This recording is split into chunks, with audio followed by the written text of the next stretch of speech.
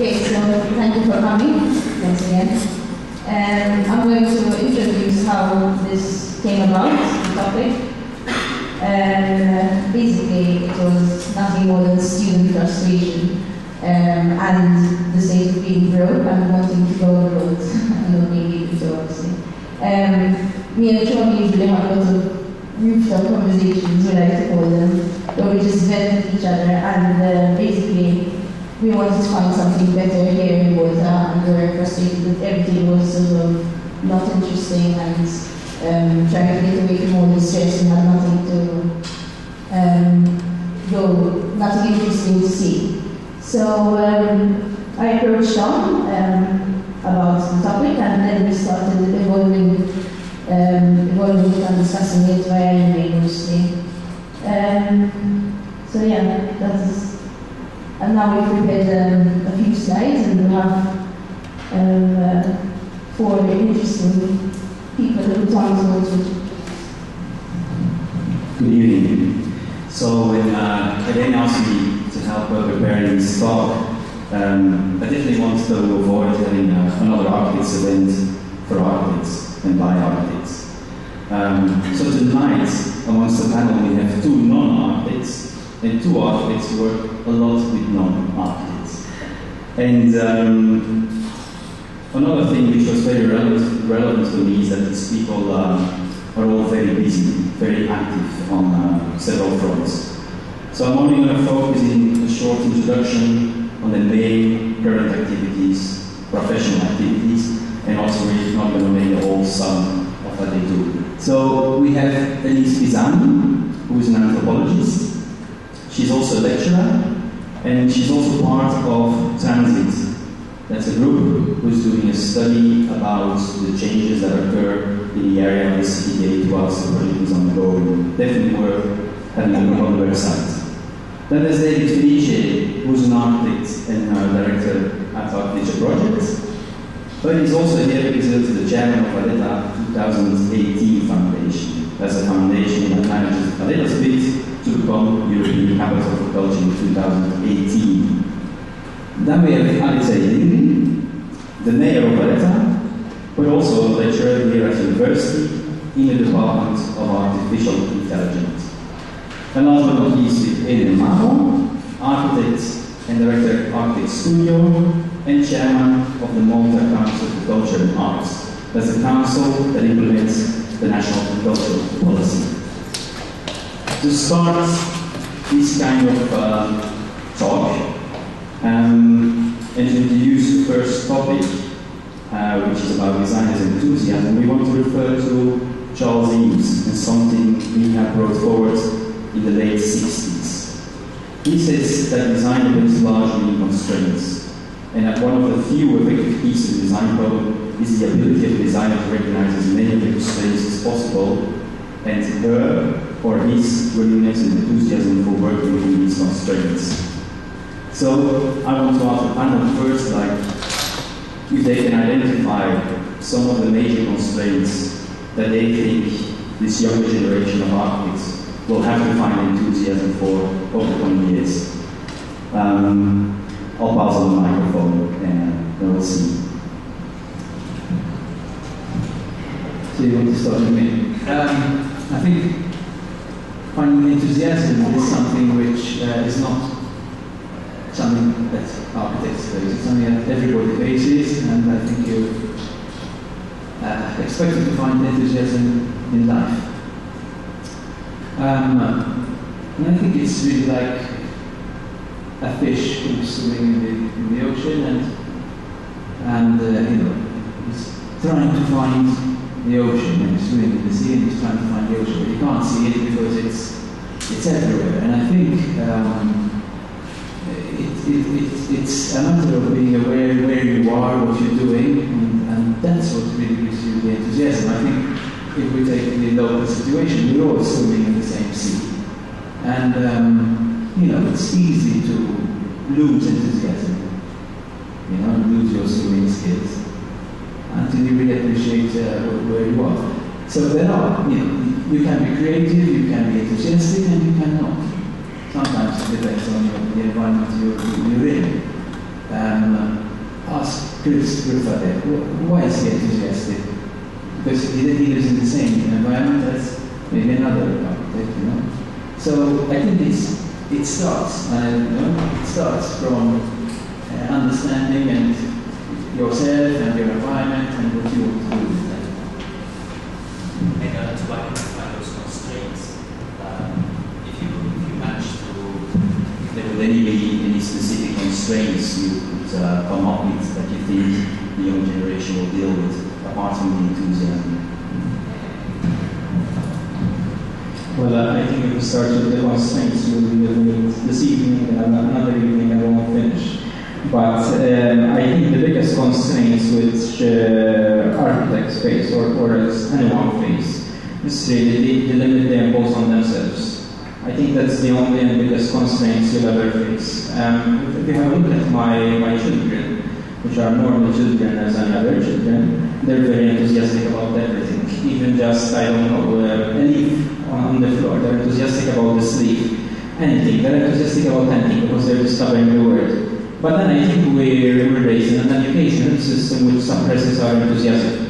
We have to go through this mold, and unless we fall into this mold, then we're not fit for our educational system. So I think the process of going to the educational system, and since you're here, probably you've passed successfully through that educational system, then you probably fall in that mold, and probably your enthusiasm is a little bit suppressed by the system. When you go outside of university, you probably face yourself with a lot of more problems, which will further help to suppress this enthusiasm. So I think it's something you have to look inside yourself. I think there's a lot of opportunity, but it's up to you to believe in that opportunity. It happens a lot as well in my field, which is the software field. You find people, you meet people whereby they have no idea of what they want, and when they require software, they want a software like their current system. Then you find others where they dream, and they dream a lot. I think you should guide them a little bit in the middle, whereby you're giving them the dreams, you're going outside of the box, or find your enthusiasm, but obviously guide them to always be grounded on the floor.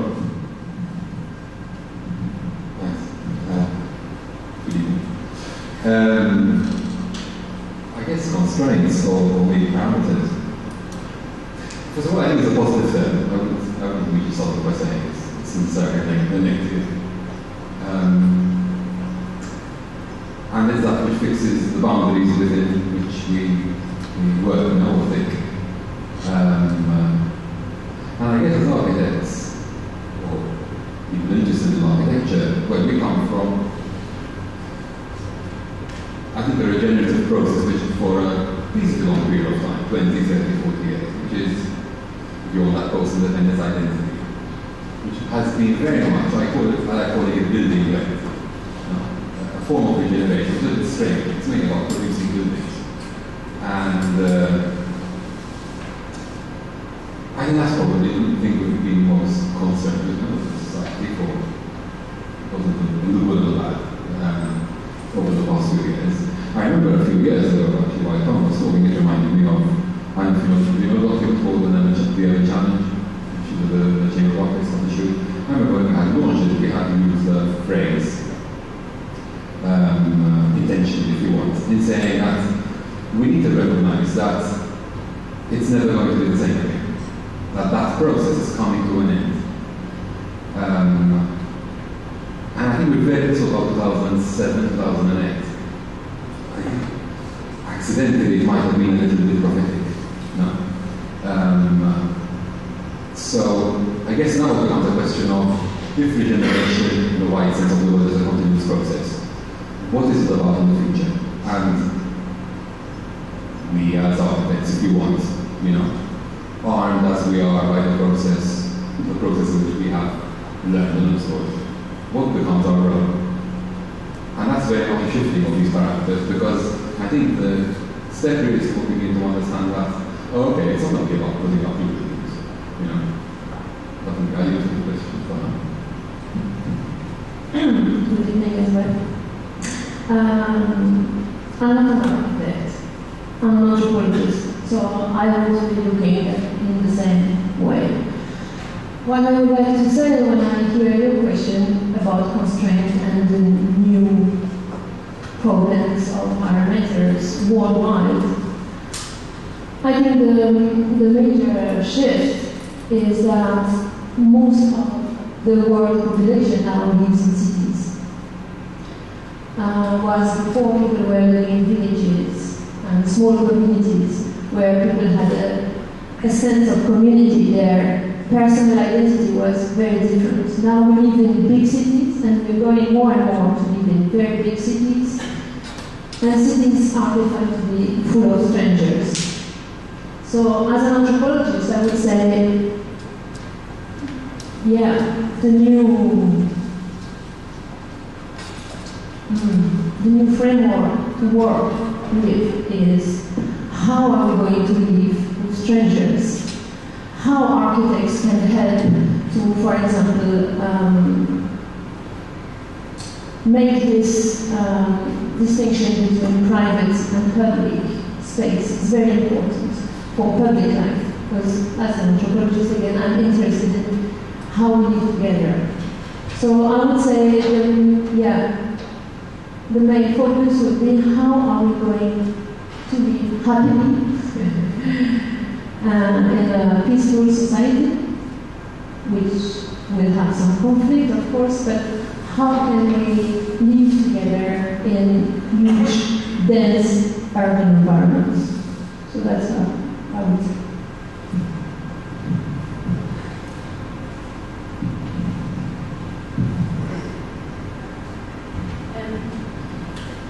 We're moving on to the next topic now, and the image shows people rebuilding a school which has been destroyed after a storm in Nepal.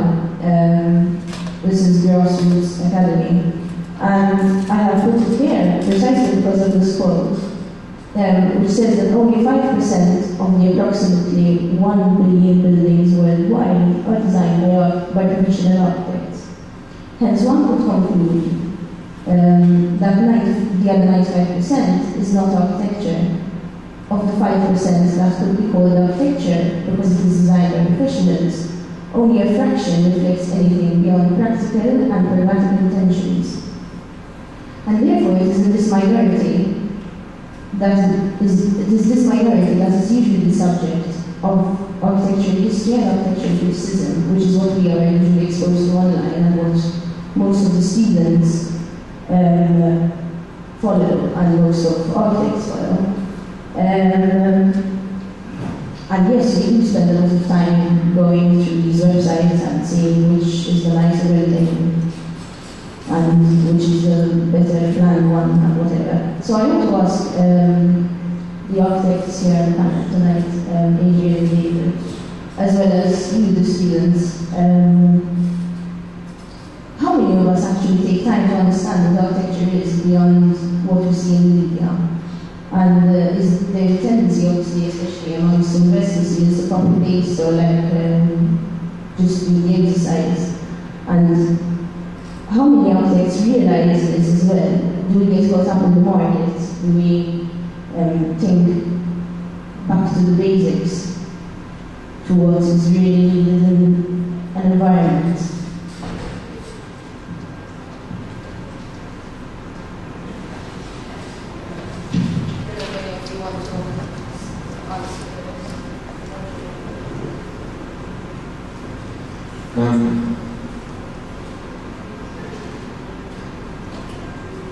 I would actually question the influence of it. I mean, conclusion of that seems to be that you have to have architecture produce architecture, which is not the case. I mean, maybe stating the obvious, I don't think Corbusier was an architect, I don't think Michelangelo was an architect, I don't think Nestor was an architect, technically, if you put it on this stuff. So a lot of architecture has always been produced by non-architects. It's a privilege as architects we have in your culture. But it's not just our privilege, I would say. And there's a lot of architecture which is, if you want, of the nondescript type, which is done by architects.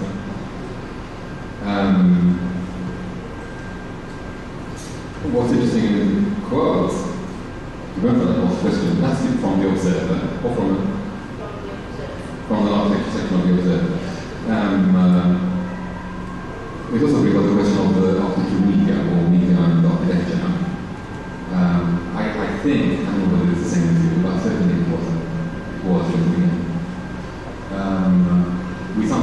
the media concerns us in the architectural media.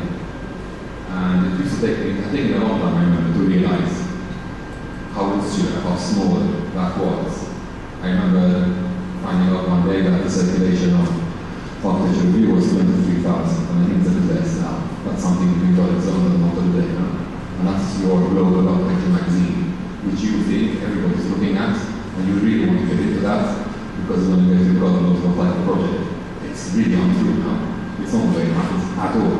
The last person to read the architecture review is probably that client in my own work. I remember Red Woodhouse did this. You know? I think he was the first. My memory isn't what he used to be, but I think he was the first architect who was on the cover of, at the time, of The Economist, I think The Economist. And he had made this challenge with the architecture establishment really having light. You know, he was saying the architecture we do, or you know, the high flow discussion we like to have about architecture is of no interest at all unless it's on mainstream media. I think he was the first one in a very long time that I've done this.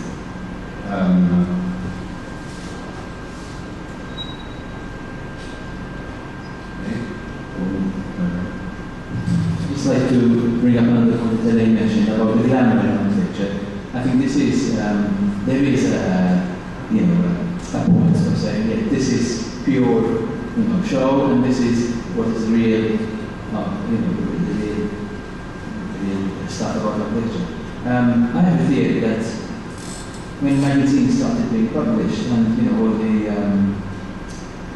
you get all the pictures of the furniture companies, and the furniture companies would put the sofa, and then in the background there'd be a wall and a staircase, they'd always set it all up. So people started getting the impression that this is what architecture is all about. And therefore, most of people started designing houses which looked like furniture shops. And that's one side of the glamour side of architecture, which I think gives a wrong impression. But when you have to deal with a client and you're discussing, you do get the impression that some people, have been influenced by this glamorous image. I've had clients who say, yes, and I want this like this, and then I want in here, I want this, and I want this, because they've got these illusions of grandeur about what, their own little castle should look like. Obviously, at the bottom of it all, your duty as an architect is to make sure that you filter all this away and at least deliver the genuine stuff. It's also like the mentality of if you're in music, somehow there's the idea that if you don't make it to have a record label and get into certain class of recording or Eurovision or whatever, then you're not as good. Whereas if you appreciate alternative music, you would understand that that's the glamour side, and really making music is somewhere else. And I think that's part of our job, to sift what is really important and not. Sometimes the important things are the very small things. I still learn all the time, the difference between 50 centimeters and 60 centimeters, what difference, or having a level on 3 steps difference or 5 steps difference. That's something which forms, I think, the architecture, the spaces which we live in, which you don't get from a photo on a magazine. Thank you. If at any given point in time somebody would have a question, just raise your hand and we'll storm at you with the microphone. The next one is another aspect of the extraordinary, ordinary, which I would directly ask Elise. In the same Architecture Observer, there was this little piece of writing which says that architectural critics and historians are interested in the extraordinary, anthropologists in the ordinary. They would argue that one would say that the interest of the architectural discipline ends at the point where the anthropologists enter the scene. That architects are obsessed with the outcome of the process, a design, a project, a building, whereas how a piece of architecture is perceived, used, appropriated, changed, experienced, and remembered to seldom taken into account. Of course, such a statement is very polarized. But would you generally agree with such a position? And are there any means you can identify to bridge that gap and can that lead to new opportunities?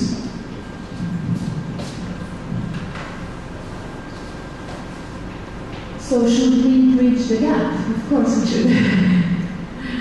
But we should, because I think we have very different knowledge, very different perspective. But yet if we could, meet and chat and analyze the project together before it is built, so in the process of the creative process of designing a building, if we could, anthropologists and architects, meet, I'm sure we would make better buildings. Why? Because, as you said, I guess the architects are more educated and trained to think about the objects. So as engineers, but also as artists, they're looking for the beauty of the object, for example. Whereas the anthropologist is much more interested into the uses of the building, how people are going to live in this building, what people are going to make out of this building.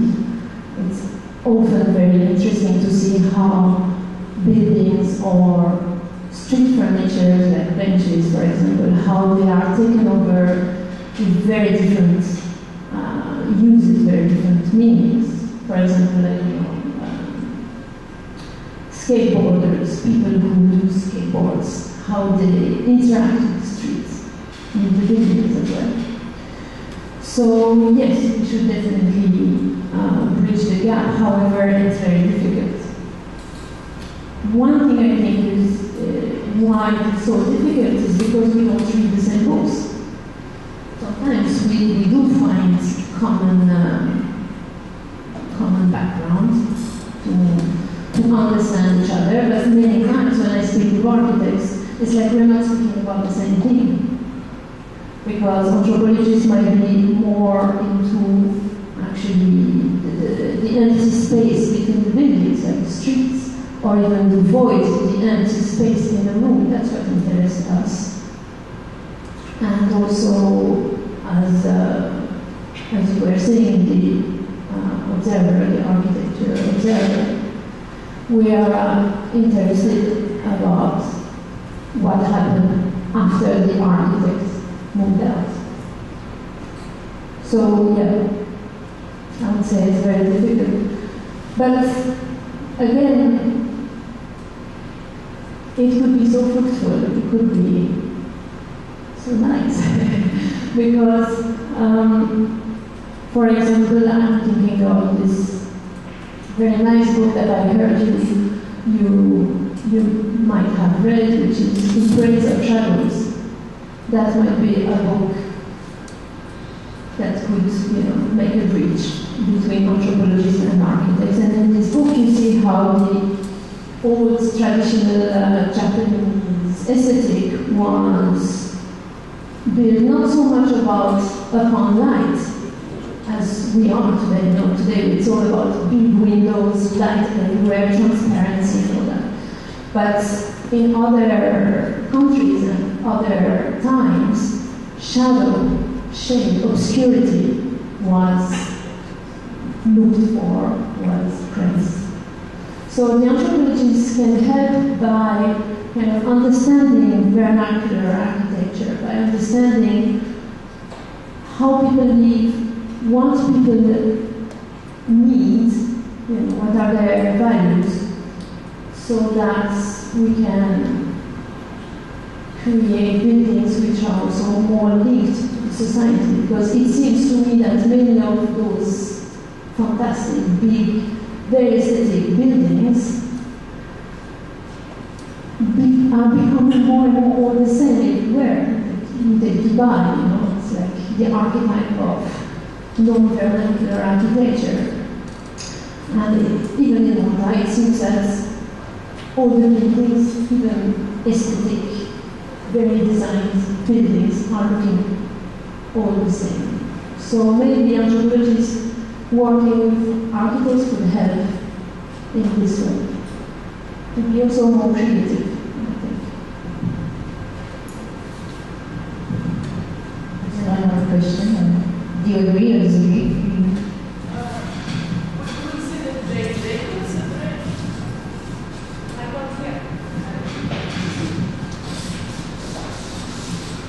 Would you consider Jane Jacobs a possible bridge over its urban design and anthropology?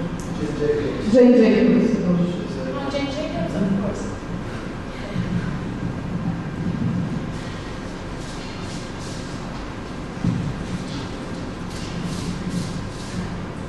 So, how many of you have read, how it's called?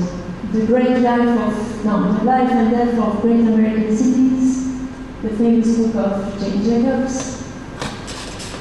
Jane Jacobs is not an anthropologist, but she is really used by anthropologists.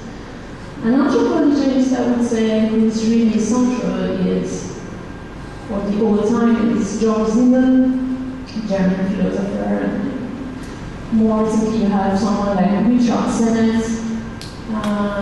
Richard Sennett is really highly influenced by Jane Jacobs' work. Jane Jacobs was more of a journalist and a militant in New York, and she really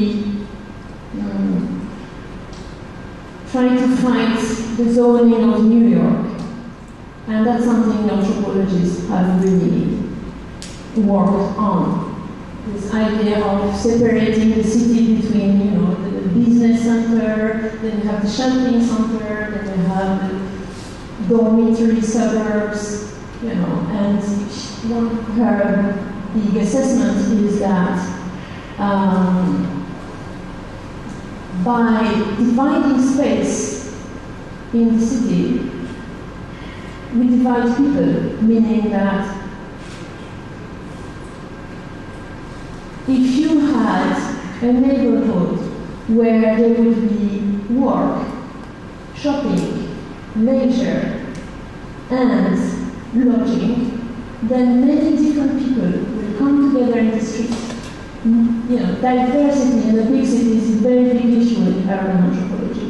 And you can only foster this diversity of people by having a diversity in buildings and diversity in functions. So buildings that allow multiple functions, buildings that are not only like a big bank, or even a neighborhood where there is only banks, and so completely empty at night. But a neighborhood where there will be a small, but it's like Malta. Actually, Malta is quite a paradise for urban anthropology because it's like, for many people, it's so diverse. That's the great part of it. You have small shops, small banks, people are still living. Take Valletta, it's a very good example. And many different people meet, and that's very important for a sense of society, living with strangers.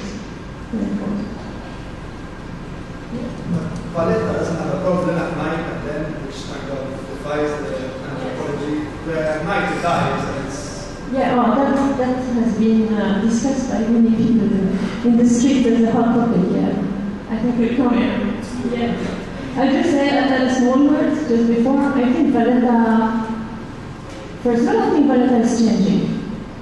I think slowly bars are open at night. And if you live in Valletta, you really feel that, the city is changing and maybe for the better. We'll see. We don't know yet.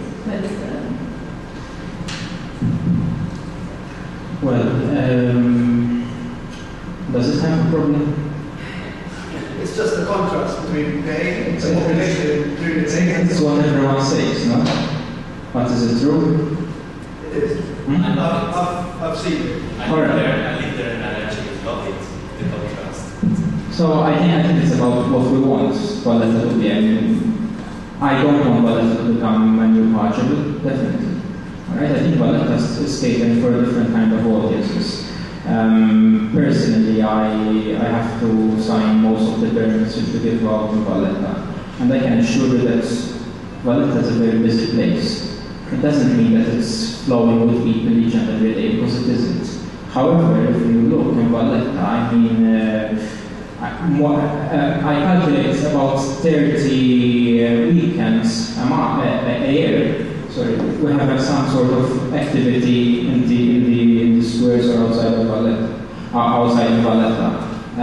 Apart from that, we have also 5 theatres, which normally are not counted as being active in Valletta for some strange reason, even though they're very much active throughout the year. So activity happens in Valletta, maybe not as much as during the days, and that's mainly as well because of the shops. I mean, there's the chicken and egg situation, the shops won't open because there are no people won't come because the shops are closed. Okay? Apart from that, we like a little bit with regards to synergies. For example, it's a known fact, there was a survey last year that after the shows at the Manuel or any other theatre in Valletta, people don't find where to go. I mean, all the shops are closed. So I think it's a little bit a change in mentality. And that is one of the things we're trying to work even in Valletta 2018. Personally, I think that's one of our goals for 2018, to see Valletta maybe more alive than it is today.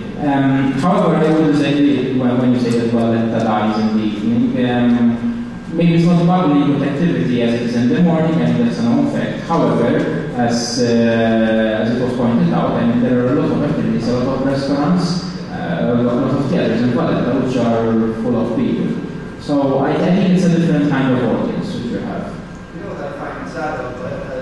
There's lots of business and lots of commercial units and shops and offices, but the residents in Valletta seem to be either government residents or else one-off people who are starting to move in maybe now. Maybe now the problem is starting to disappear, or maybe now it's starting to change. But before it used to be shops, business, government housing, and that's it. No mix of residents and foreigners.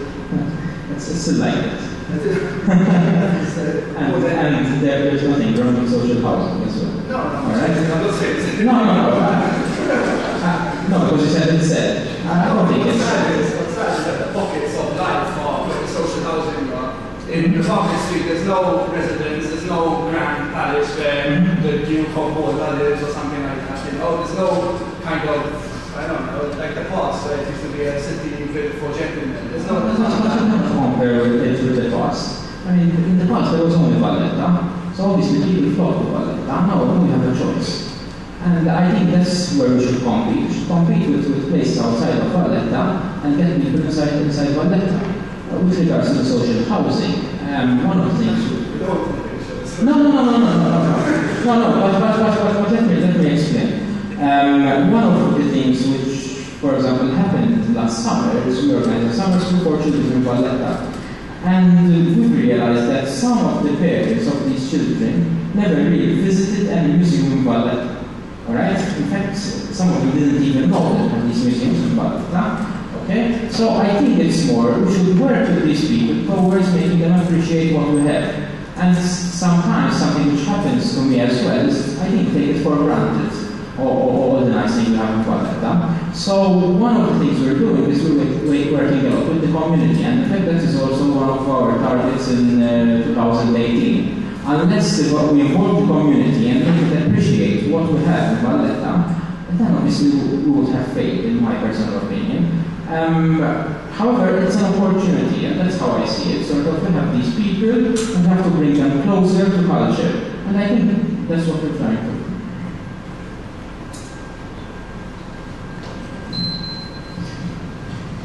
I think maybe beyond the layer of discussion of whether it's alive or dead.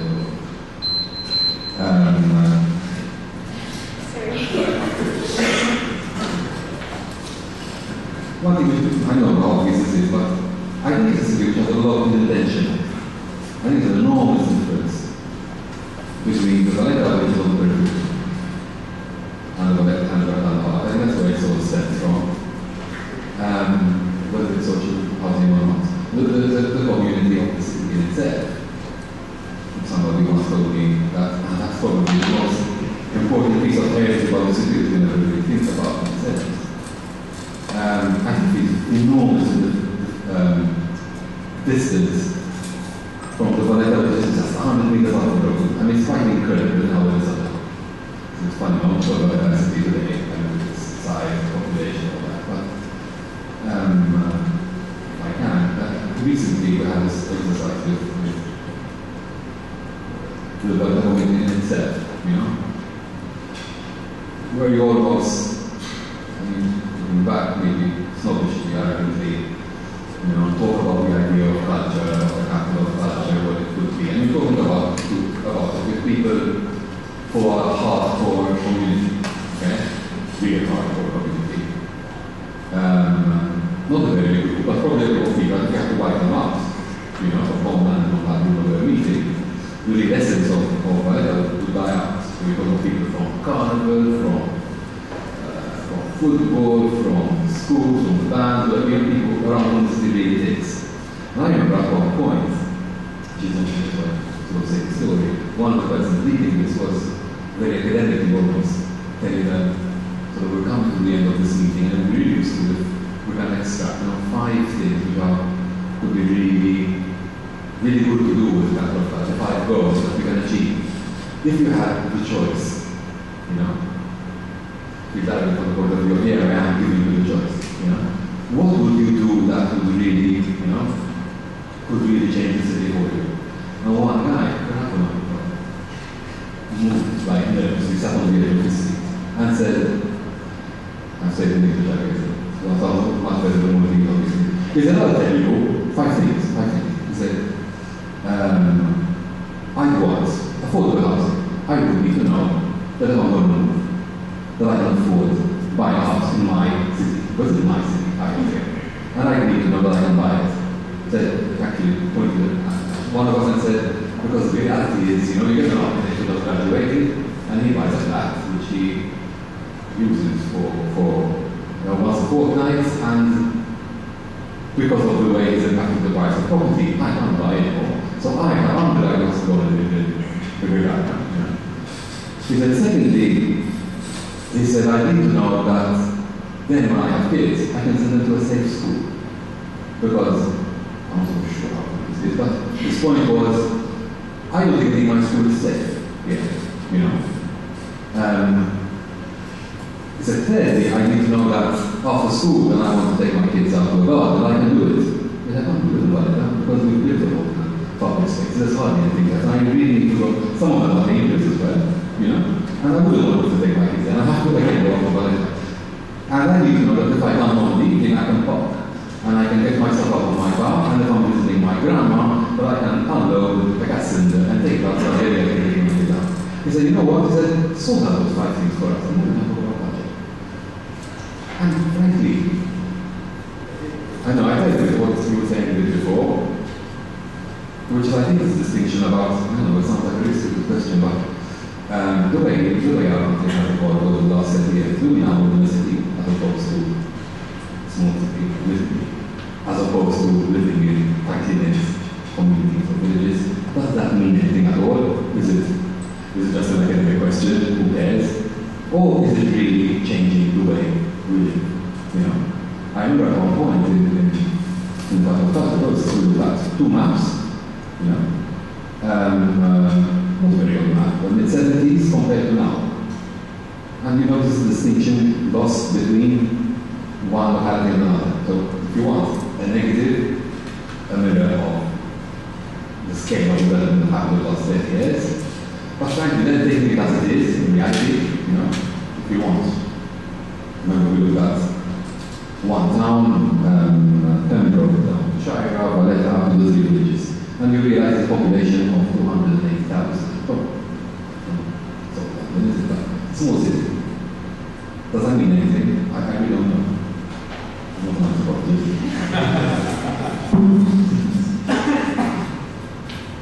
Anthropologists don't have answers, they have questions. Architects might do that. So what is the question?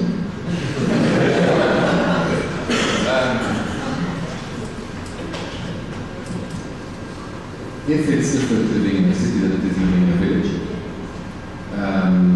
have we, in a very short period of time, gone through this transition? of moving from living in a village to living in a city? Okay, so first, yes, living in a city and living in a village is completely different. It has been academically theorized, like you have the gamer shaft and the gator shaft. So, the interesting thing is that when you live in a village, you know everyone, okay? And your identity, your individual identity is known by everyone. You get a nickname, you know, all the time, in fact. When you live in a big city, for example, Berlin or Shanghai or those huge cities, you can get quite lonely because nobody knows your face in the street. You can spend days, you can spend weeks and months without meeting anyone that would at least recognize your face. You know, I don't know, the baker, no one knows you. But at the same time, the nice thing about living in a city is that you can break up the norms much easier. You know, I always take the example of homosexuality usually is more tolerated in these cities. You can dress up, you know, how you want, nobody cares. Think about New York, for example, you can really have fun. So yes, it is different. Then what about Malta? I think there is still a very tightly knit sense of community in Malta. People are still, and when you meet someone, you always ask, where are you coming from? What's your village? And this defines you very much. You're from Syria, you're from Yekakaram, you're from Safi, you're from Leleha, Ituri. People will categorize you from wherever you are.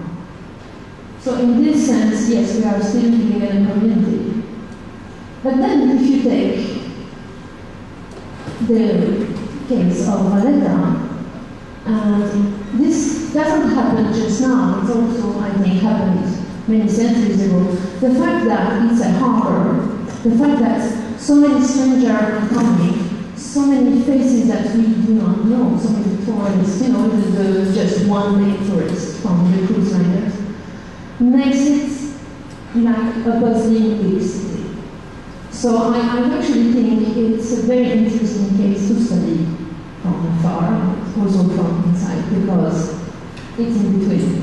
And I think we should really keep this in mind and try to preserve it, not by putting it in a glass box, like in a museum, but by being aware that, yeah, Malta and Valletta especially is so much a unique case. If I may add a few things.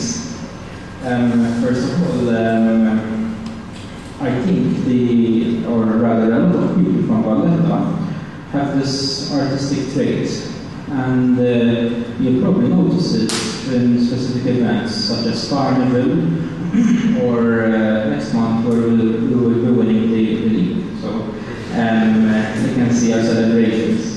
But it's true, I mean, even the children notice that they're very much inclined towards the artistic side rather than the academic side. So I think that's a good culture which we'll probably try to make. Apart from that, with regards to what Elise was saying, in fact, statistically, and I'm sure you've probably seen the news, and on quite a number of negative news, you tend to hear that this particular criminal was from Valletta, blah, blah, blah, blah, blah. Alright? But statistically, when someone goes out of prison, statistically they go and live in Valletta. Now, I don't know if you've ever studied this, at least, no. But it's a non-statistic and it's quite curious. Probably one of the reasons is precisely because in Valletta maybe it's something more tolerated since it's a city or something else. I had another point of purpose.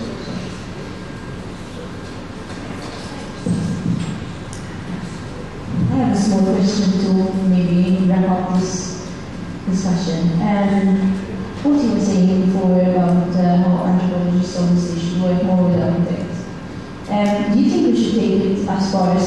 say that anthropologists should be on the design team when the architects are actually coming up with the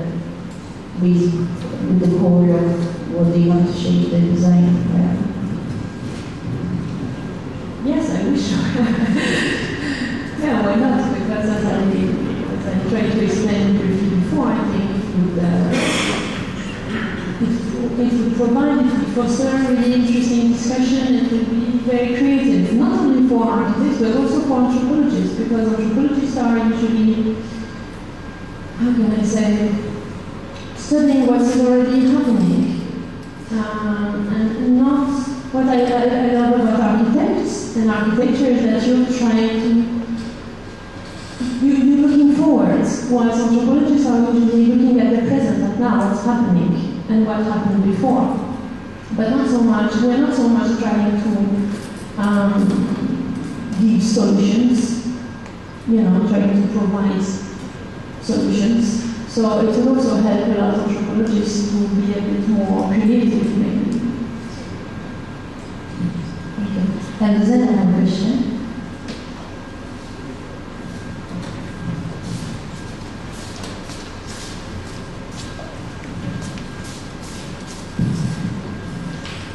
I believe the theme of this evening was, if I'm not mistaken, the quality of architecture in Valletta.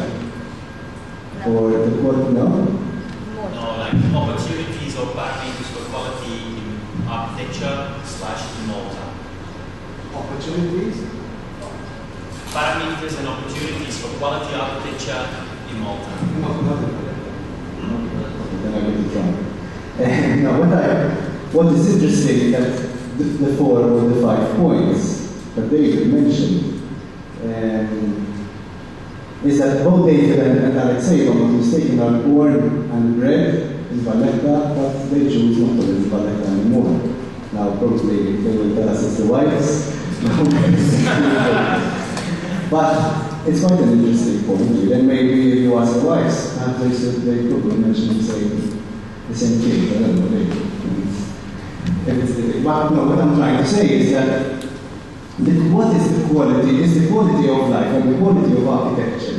When I say architecture, I'm not saying all the buildings that they look nice or that they're nicely installed, or that there are no wires from the cable joining into the streets after you go through all the hassle of removing all the cables of an Malta, and then all of a sudden the cable and go come and do the wires. Now I'm talking about the actual spaces where you live in, be it a garden, be it the steps in the street behind you, or being restoring your facade.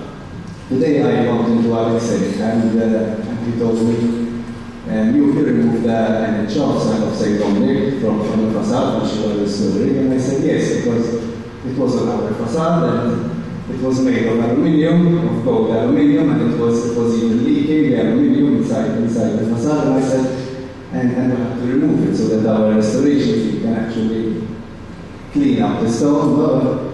And he told me, well, they would like to put it up again. And I said, yes, no problem. And if we make it maybe out of wood, no? Maybe with an air up there. So I'm not going to go well really, but we will do it.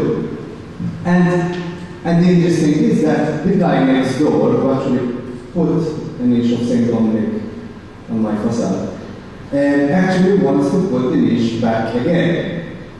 Now, I don't know if it's just a measure of putting St. Dominic on every corner to kind of mark the territory of where the St. Dominic, but I don't know exactly how it works. But it must have to do something with the pride of living in Valletta and the pride of having St. Dominic adorning your facade. And my question to the panel is basically this. What do you think should we do as well as 2018 or the local council or more, for Valletta to be recognized as a place where people are actually proud to be from Valletta.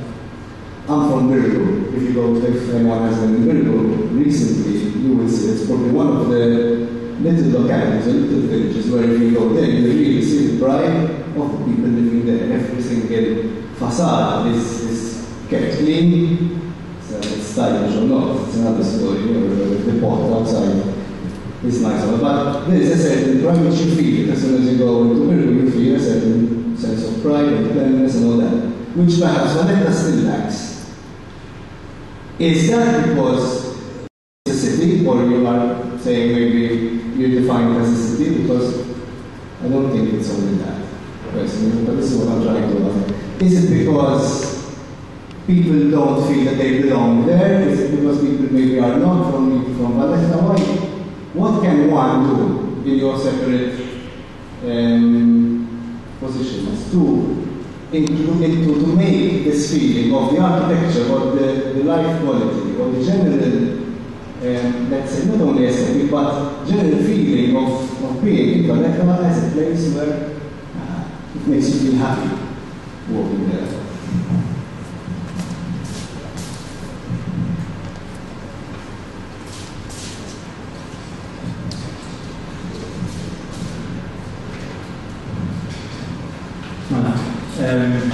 I beg to differ with this, but I can assure that people are very proud to be from Valletta.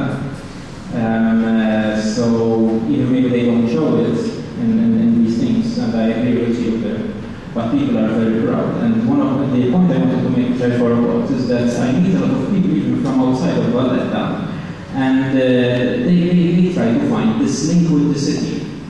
And I don't know how to describe it. Maybe it's an extended Valletta, or I don't know the correct term.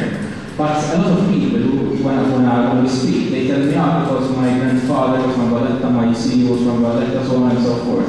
So I think that there's this national thing where a lot of people try to find the linkage with Valletta, and I think they should love it. Now, one of the problems with the people living inside Valletta, especially those in the social housing, is that there was a period, without going into politics obviously, where they were practically planted into the city.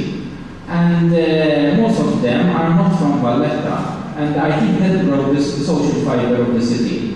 Now obviously we're in the second generation where the situation is becoming different. You know, the children are raised in Valletta, they go to the Valletta nursery. So once again this is being grown, but I think it will take time. It won't happen overnight. We do quite a lot of work with the social housing in the different areas, and you realize that these are people that take care of their property, but not of the common areas. Which is quite strange when you think that you have to live there on a daily basis. And as I said, I think it's one of this problem of non-belonging. Some of them, or a good number of them, don't feel they belong to the city. However, as I said, this is changing, and it will change over time with their children and other generations. What's the link between the very first question about why don't everybody have the quality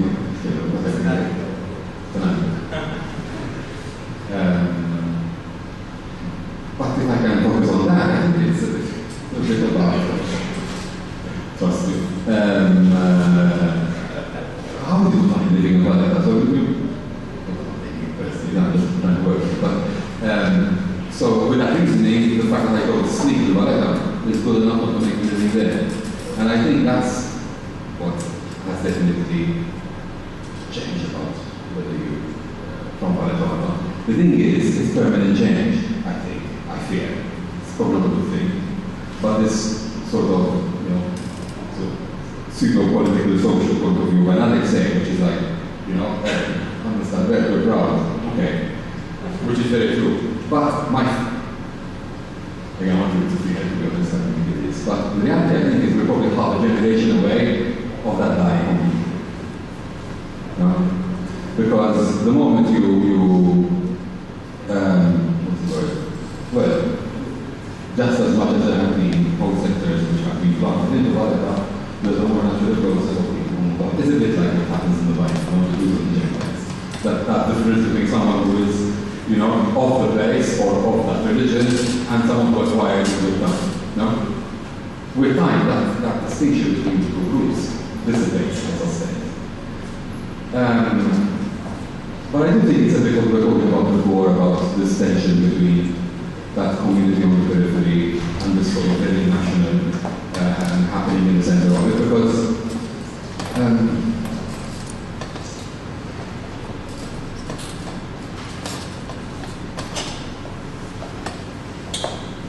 Because the whole way we do plan city has changed. I think that's really good.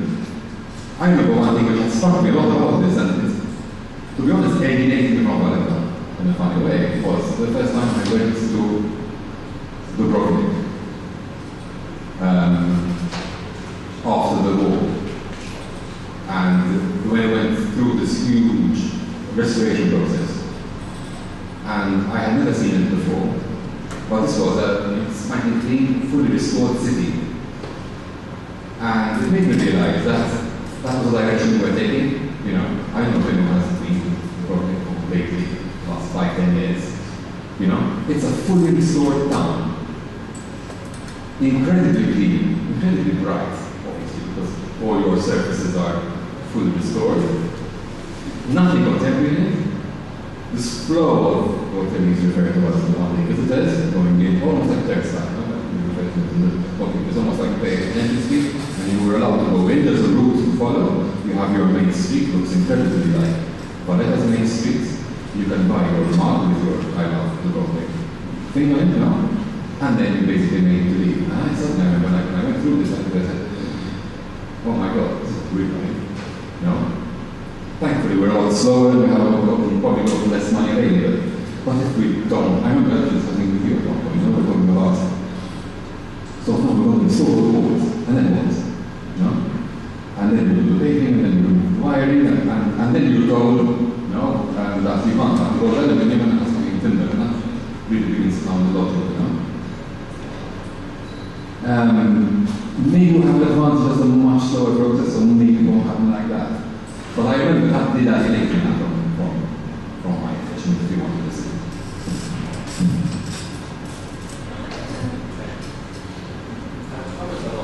As I was saying, like you were saying about this like sort of non-belonging towards Valletta, but like if you read any books, like for example, so like you were talking about this non-belonging towards Valletta, and you were saying how maybe because people just go visit for one day, they do not feel like any pride for it. No, because for example, even if you see like through Volker and everything, there was this point in time where, for example, like people used to go to Valletta and used to wear like the hat, used to wear the suit, they used to wear all the best clothing. And that wasn't too very far in the past. I mean, I remember my grandparents counting this very same thought. So like what happened between this point in time where everyone, like, you know, going to Valletta was something prestigious, like, as you mentioned, was a city for gentlemen. And nowadays, like, you know, I can go to a stage like that flip flops and be accepted almost. You have other places to go.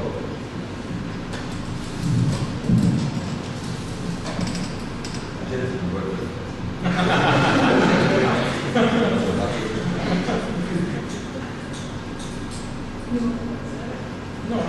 It's just obviously before there was just Valletta. So when you needed to go to this prestigious shop, you go to Valletta. High society was in Valletta. But today the reality changed. I mean, when you say they used the train, not everyone had a car. So today everything is much more accessible, everything is nearer. In fact, last week or the week before I was wondering how they managed without the car before. But the truth is, going to Valletta was like an outing, like, I don't know, go so it's not something accessible. At least it wasn't accessible as much as it is today. Today is much more accessible. I mean, just take the bus and we're there in 15 minutes. So.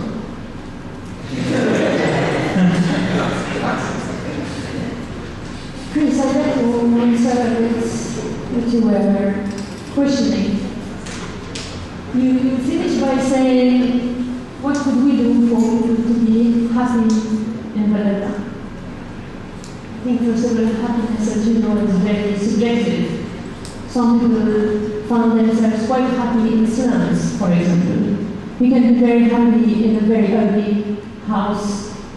Okay, if you're not someone who's looking for a particular aesthetic, of course.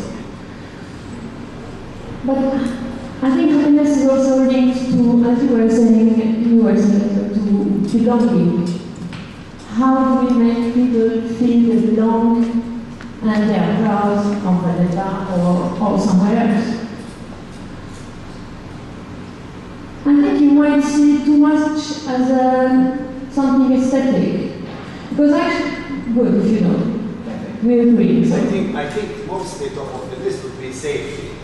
Yeah, all right. Safety doesn't only mean walking on a pavement and tripping with it, or walking at night and the street is totally dark, yeah. or feeling safe around people who actually live next door to you, or the roof over your exactly. Yeah. But safety, I think, is one of the top priorities to be happy. Of course, I agree. In fact, before I was speaking about Jane Jacobs' work in New York, and she really stresses how this zoning thing, the fact that a city is completely dead after even 6 o'clock. 36 cities, and I think in Dina, when the tourist go leaves, there is no one, it's empty, it's dead, and it, not in Dina, because it might be too small, but in New York, for example, it becomes really, it becomes a trap. You know, you have much more crimes in those nice, beautiful gardens at night when there is no one. But speaking about belonging to a city, I think it really can be summed up in this expression called, which says making the city, or making space, or appropriating. But now there are a lot of small organizations trying to make people appropriate their public spaces, their streets, you know, making a day without cars, for example, or planting. Like some people, for example, have this kind of ideas from San Francisco. They pay for a parking space, a small car space, and they, for 2-3 hours, put a grass, a tree, a bench, and make it as a garden, a complete garden. So, but what I think is that you start to feel that you belong to a city or a village where, when you start to use it, as you said, so you need safety, but you also need a lot of different activities, shopping, and the 5 points actually, they're really good. So you start to belong to a city when you start to make friends, when you start creating emotional bondings, links. Not so much a city that you find beautiful. You will find it beautiful after, because you have a lot of nice memories, because you feel free, you feel safe. That's how you actually start to belong to it. First of all, I would suggest at least to study ballet now. But, okay, because I have a lot of unanswered questions. But when Chris was saying that safety is a big issue, and I agree with him. However, on the other hand, I think ballet is a rather safe place. Notwithstanding this, I'm aware that a lot of people, unfortunately, have a wrong perception of ballet. And I really don't understand where it came from, but it's a very common, wrong or negative perspective of the city. Now, how it got generated or whatever, I don't know honestly, but maybe at least in the future we can study.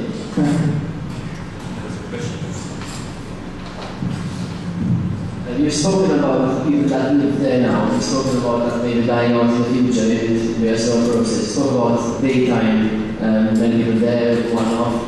You've spoken about the night time. What about giving incentive to make, for example, me, I'm a young person, maybe I'd like to live there, it's a beautiful city, I perceive it that way. What about giving something to make people influence and go live there? Is there anything we should be going to live in the village or live in the city?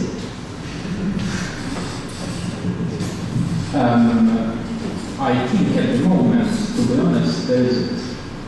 And there have been a number of factors. I think ballet has been marketed as a high-end place. And in fact, it's a very desirable place, but for high-end people or whatever. And that caused obviously the inflation or the ballooning of the prices in ballet. And we've realized this in these past years. We've seen people purchasing property which is falling down. They leave it on the market for a couple of years and they manage to sell it at a higher price a few years later. So I think that's causing a big problem. I think one of the issues will be solved when government decides to start poking a little bit, that's the correct term, all those people that own a property in Valletta which is simply lying there and rotting. I think something should be done. I think it's very unfair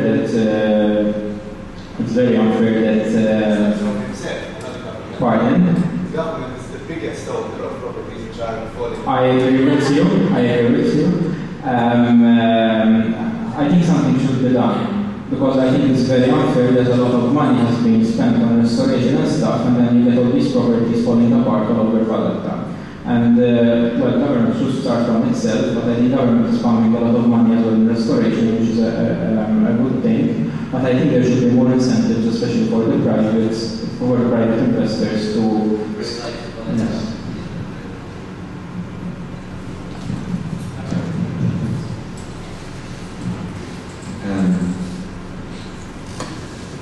I think part of the problem though is, and I'm not really thinking about what I said anymore about from a wider sense. If safety is, say, one of the indicators that are important in terms of the quality of the environment we live in, probably a second one would be, my view, important one would be, what's the direction of flow in terms of mobility? Some people would call it the creative class. Is the creative class attracted to live in Malta and Valletta, or is it the other way around? Is it the creative class in Malta that is more directed towards moving out? I know you want to go to the moment later, and I think for me this is the key one. You could, if you want, to take your question, reflect and say, okay, let's use Valletta as a simple topic in a sense. Is that interested in having good interest in?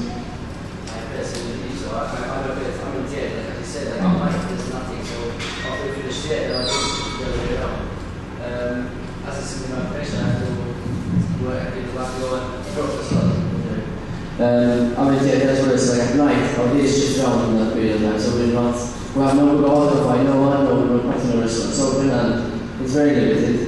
As a student in architecture, we were sent to Valletta for sites and whatnot for sites. We're there all the time. So even when we have our talks about it, it's a nice thing to be there in the city. So if I question had our talks about Alemania, I was thinking what if us as students were living in a city like this? Wouldn't it be nice to bring our life in there?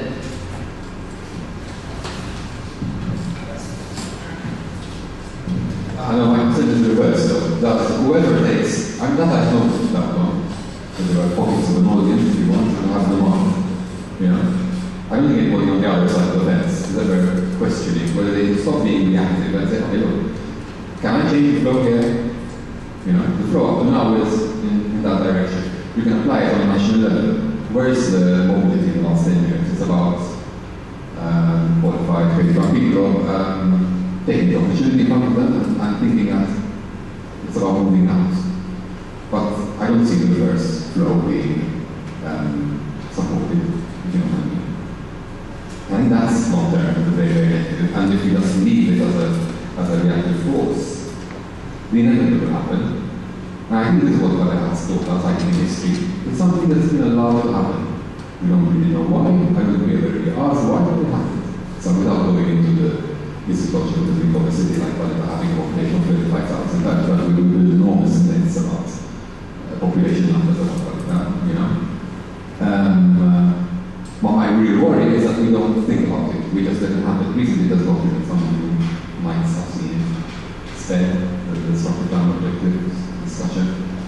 It's been set that discussion. I think it's something close to what we bring up now.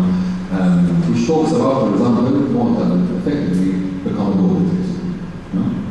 The average age of our population will grow so much that we're basically like a giant old people's home. To me, that's what it's like.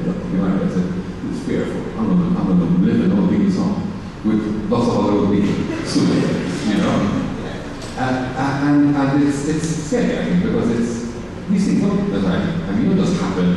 They just happen. You measure them, you take them, Surely there should be someone at some point that says, okay, I think we do something about this because this obviously means that, I suppose, we don't have this creative flow into the island.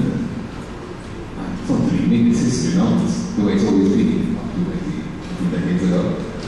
And I think it applies even in a case like this. You might be interested. The problem I think we have here is that we're reactive. The only thing that happens is some people put some property on the market, and then I speculate. No, we don't do it by design.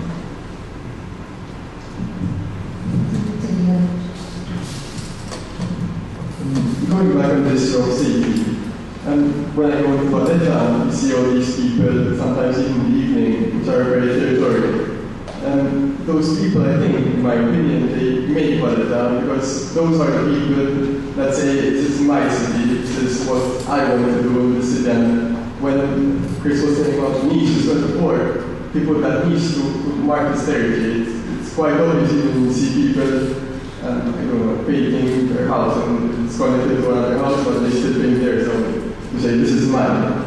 I don't think that's a bad thing, but that is what people talk about, even when we hear people say, Valletta is dangerous. But why is Valletta dangerous? Because you go there and you find all these people wearing these chains.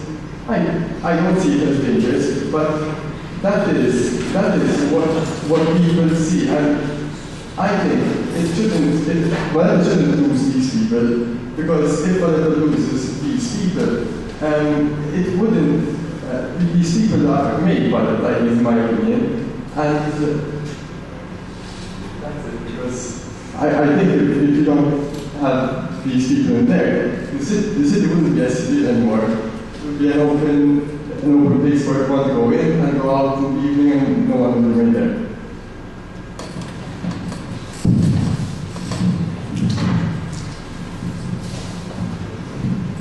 I agree with you. I mean, I haven't seen all these people with you. But there are.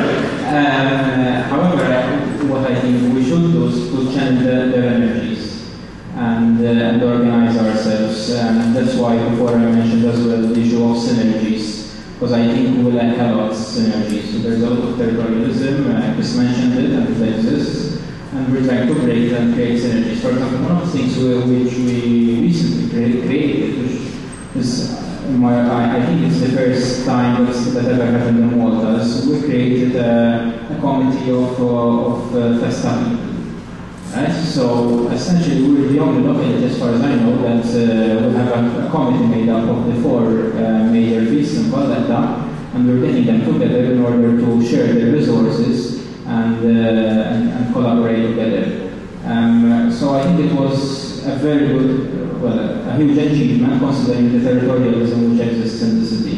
However, as I said, there's a lot of goodwill, a lot of potential, and we have to direct that potential for creating better or more good for the city.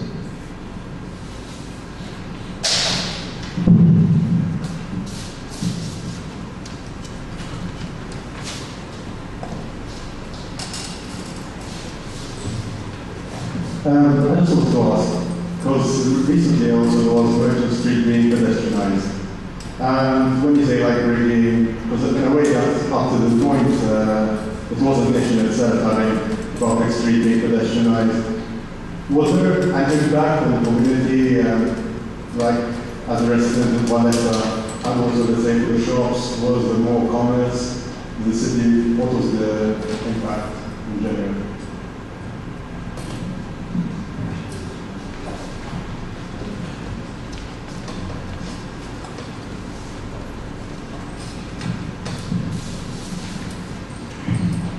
Well, I think the impact which there is the creation of space. We're very limited on space, especially pedestrian space. I think David mentioned it, that practically people have, or children have nowhere to play. I mean, you can't play in the streets nowadays.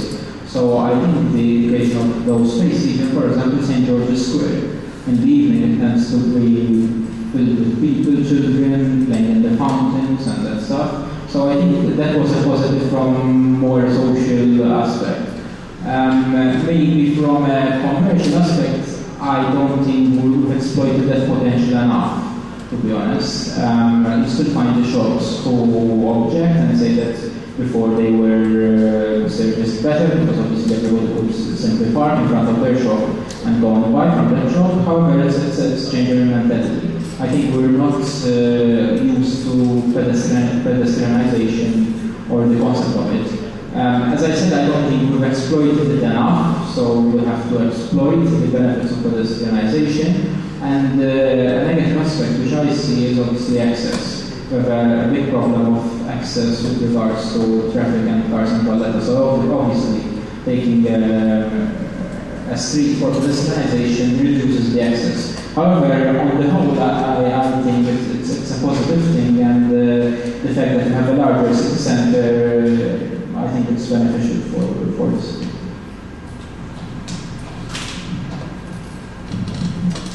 So, Elaine and myself have prepared a lot of topics and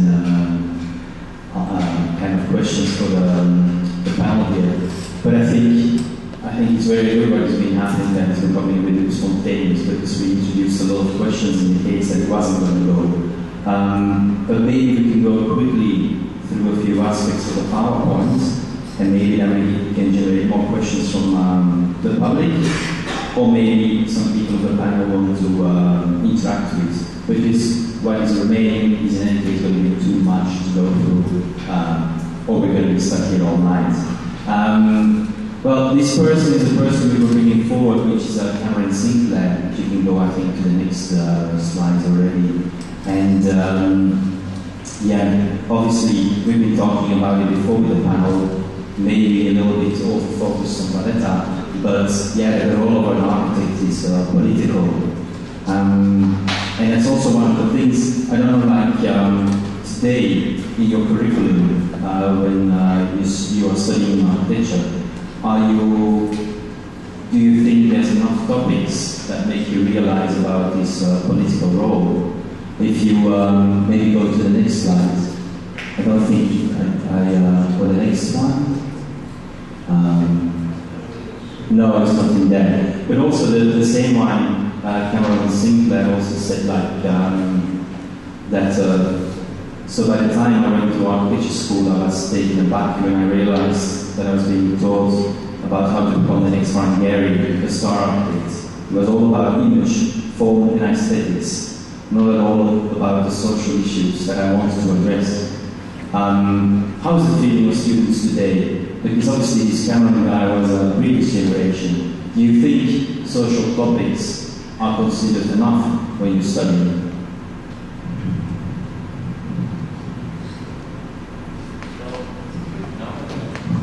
Not at all. I think a number of us don't know what's going on.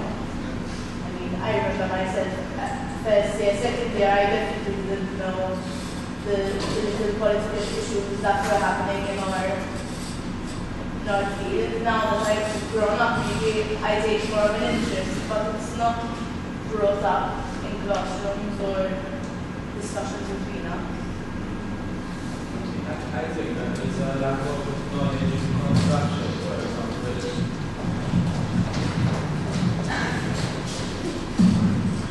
And a lot of this kind of architecture as well comes through building with your hands, I would say. And the one thing I think is lacking from now education is how to build something yourself and just do it, and be a doer. And when the opportunity arises, you can just go for it without needing a team of 20 people. In my case, that's what I would say. Personally, it's that one. I don't really exposed to the politics of the situation. That once you leave, once you see the actual building on the island, you can actually say it was designed according to set policies. Everything that we say around us is actually many policies. And that a lot of students leaving this don't really understand how those policies are really morphing our designs. And then maybe understand how to make use of them, not just always fighting them all the time. I don't think the university course actually wants to encourage us to even think about these things. With my tutors, never ever talk about these things. They're more about what's the function structure, because it's well, okay, if I were to bring it up, it would be shrugged off as not to do that important. So if I'm not encouraged, inevitably I start thinking about it. I would say keep on fighting. No, but also, I've been here for a while, but I'm at the same time a bit of an outsider in Malta. I always felt that when a person like this means acting politically, in Malta, because politics is literally so close, and politics is always about parties, and it's always about choosing a camp.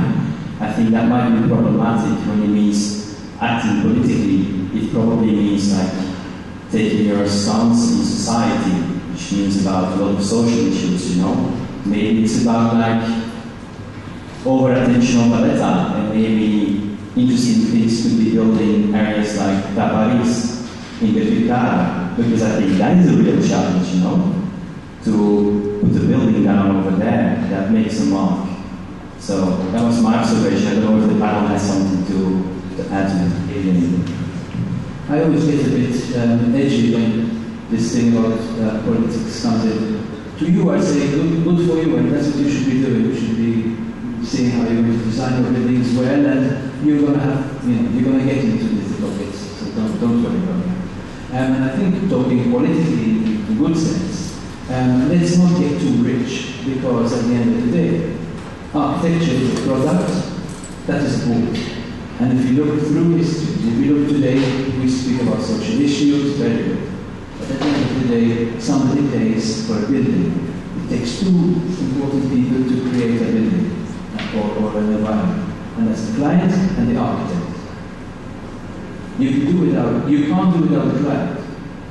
You can do without the architect, and that you can have another architect. So let's not get too rich, and let's not think that the architects are the ones who originate the politics or the social consciousness. I think in Louis XV, as I said, I want to build Versailles, and I want it all in gold, and I want my big super fountain. If the architect came and said, okay, maybe we should have a couple of thousand buildings for the little people, I don't think he's accepted. So, it starts as basic as that. And if Corbusier was told, I want to design this because I don't want people to have an identity, then he went ahead and did that. Now things are changing, and obviously people with the money, and that's government, are realizing that they cannot do the same. And they have to put money into things which will keep them popular. And again, so it's as basic as that. And therefore the social issues come in, and the architect responds to this. So when Cameron Sinclair said the role of the architect is political, it's political in the sense that the role of the architect is not political per se. The role of the architect is a matter of perception. Yes, so I have a good way of perceiving things, I can have a bad way. If the role of the architect is political, I could be influenced by good political thought, I could be influenced by bad political thought. And at the end of the day, that's going to depend, I think, very much on the client. We're all aware, I think we're all aware of what the issues are. And at the end of the day, you're asked to deliver a product, and if your client is going to have good social values, your building is going to reflect it. I think that's a very hard reality, unfortunately. Yes, I understand that the architect has very little leeway, that the client is dictating almost to you. But I don't think the architect is only a technician, or at least I think many architects are fed up to be only technicians, and they would like to be more creative. About social issues, I think the architect, say the well-trained architect,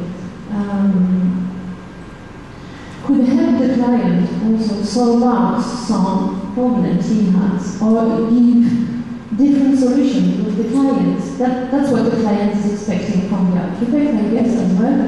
But the client doesn't know how to build everything that will trigger, I don't know, that will trigger diversity, that will trigger activity, So the architect can still propose something, and it's not so much about perception, good or bad perception, it's also about uses, about how do you use this building and the space. So again, it's not so much aesthetic, it's also it's aesthetic and political in the very wide sense.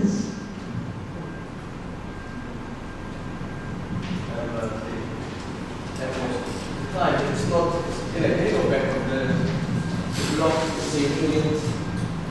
No, this one? No, that's a prime site. The penthouse there was sold for about 1.5 million over this house. The contractor, I mean, it's not always, we're talking about the architect that really designed, like real safety and so on. Really going to spending time to the client something really different. The client there, which eventually will build that space in between, doesn't want detail, doesn't want design. But if it goes to an architect who will just copy paste that, who's going to pay to sell that property, save the same amount of money. So the contractor really, in the end, as agent saying, is the one who, I mean, if I'll be him, I'll go to the architect who make my previous block, apply, but will sell it anyway, it's design or so most of the time, it's decided by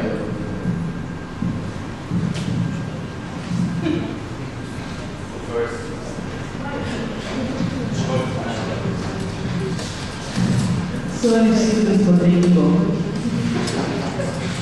I just wanted to say that, as David was saying, sometimes, buildings get built and then you get attacked on all the bad things, and nobody appreciates all the not little fights, quite big fights you manage to fought and to persuade clients not to do this way but another way, and in the end you end up being criticized anyway. And I always feel like writing the original brief and then say, but this is what we managed to, make them not do.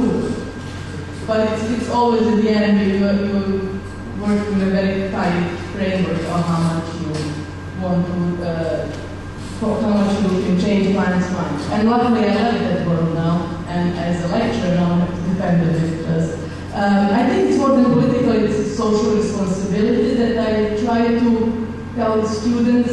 Social responsibility from providing comfort within the space that somebody needs to inhabit. I don't believe in luxury if you need to roll a gas heater from room to room just because it's marble floor. But teaching first year, I think the biggest challenge is always unlearning them from that, from what they see around, and starting from scratch and instigating this, since they're going to be periti, social responsibility, both aesthetical but also from inside, also sustainability, because I think the design fails if it's not sustainable, or all the fancy of the word. But I think we really need to start thinking how to design comfortable spaces and not aesthetically amazing spaces. Please, you still want to have a word?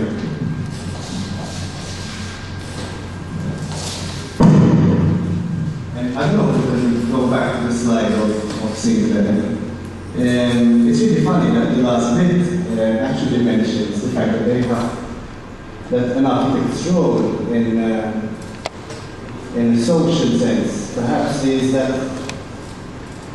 they are closely relating to the community and also to the agencies that hope them together. Well, the students I am tutoring at the moment, the 40s, actually have this really sweet project on the Victoria Lines. And they're actually having a site whereby there is this guy who basically is a squatter outside, and they're being told by the tutors that the squatter should be kept their answer. They should design an apartment for him, for the view, and they actually met this water, they actually met their clients who are the Ramblers Association, and they're actually meeting a lot of people from the community. So I think in that sense, the students in general have a very good understanding of what are the social implications of the designs and of the projects. On the other hand, the first part of the quote is talking about the political. And I think you guys, the students I'm talking to now, you are much more politically trained than you think. Because in 5 years at university, you have to make sure that this student knows what you're doing and he's happy, and make sure that the other student knows, and the partner knows what he's happy, and in fact, a lot of people usually tend to have more push control, but you have the trends, no? You have the people just take different tutors, or let's say people who inspire them in the course, and they have to politically, make sure that everyone is happy, and they know that they are in between because they don't pay because for your exams and for your degree. So in that sense, you are very politically well trained, in my opinion, from what I see. And to close off my argument, and I think this is what I try to inspire in my students, is that you should always know your parameters very, very well. And your parameters is all you have, because be it a site, or an economic situation, or an apartment, the parameters are what counts actually. And if you truly believe in what you're doing and what you're studying to achieve, and knowing your parameters, I think that's when success, quality of life, happiness, safety can be achieved. Thank you, Chris. I just want to say something.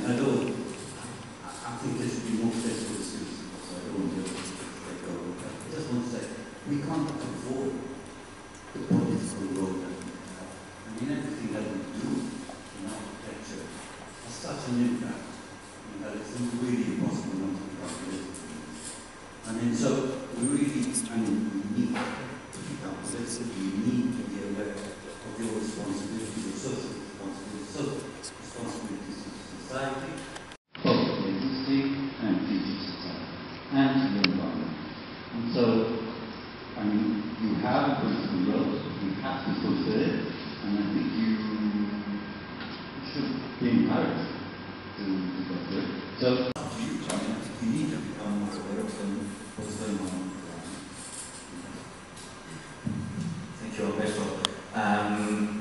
Yeah, I'm going to ask, maybe because we've been going for quite a while, ask if there's any closing elements the panel wants to get back to, because we've been sharing a few themes beforehand with them. If there's anything that from the themes that we might not have been able to handle, or any other sort of last reflections you want to give on the panel, then I'll pass on the microphone to you. Actually, like to the last point. I think because Cameron Sinclair is so political, sometimes a very big deal, is why he can afford to be aspirational. I think that's the legacy of the work he's doing. Okay, it's the product of this type of economy, so it's all of what he has been doing, It's also the product of being able to attract money for the application of the corporate social responsibilities to architecture and to its quality. But I think he doing it as aspiration, By the way, another guy who's not an architect, but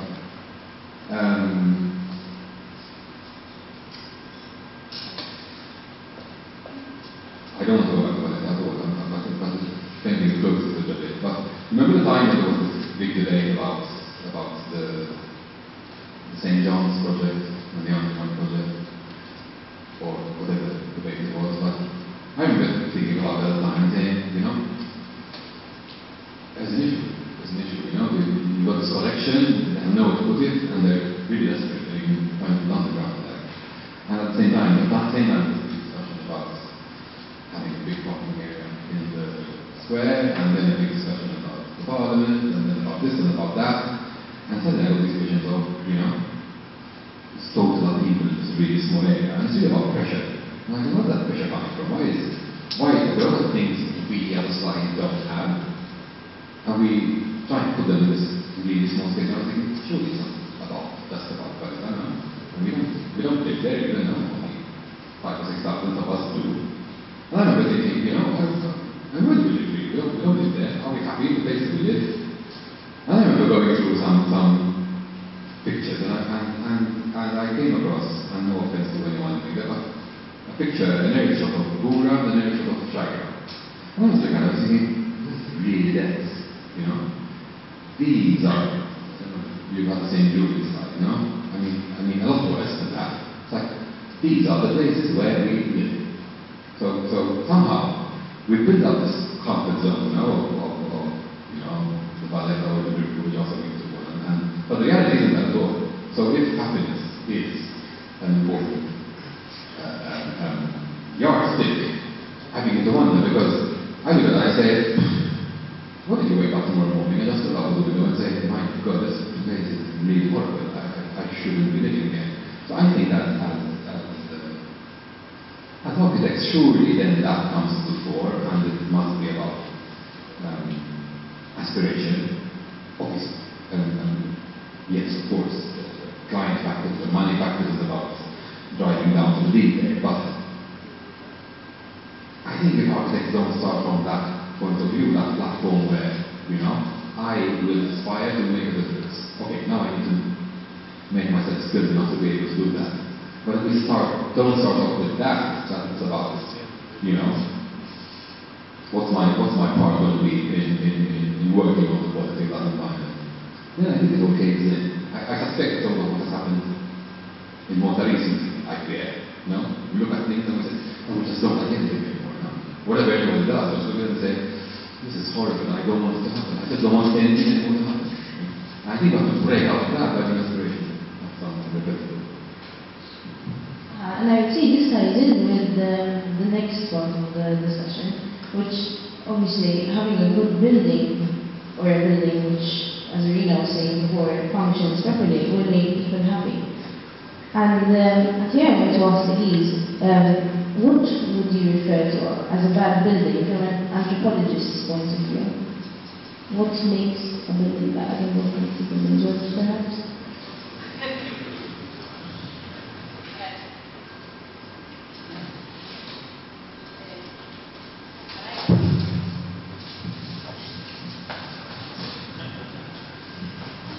Can I just say to what David was saying about where we live, and last semester our brief was the regeneration of a streetscape, and we have to find our own site. So we were 5 groups, and all these 5 groups went around Malta to see which streetscape they were going to regenerate. When we were going around, the amount of streets that we found, we were spoiled for choice. I mean, Bura was one of the places we went, and literally took photos of every street and said, this is not the place we're going to tap. But we realized that there was a problem. The people don't see that there is a problem, and Irina said it before, when we come into the architecture faculty, there are people who have to be told that there is a problem. They don't realize that this density situation is happening. I don't know, that's the feeling I have. The people of Bura seem very happy to be living there. And if anything, they seem to want to take more land and build it up, not solve a problem. For them, there is no problem.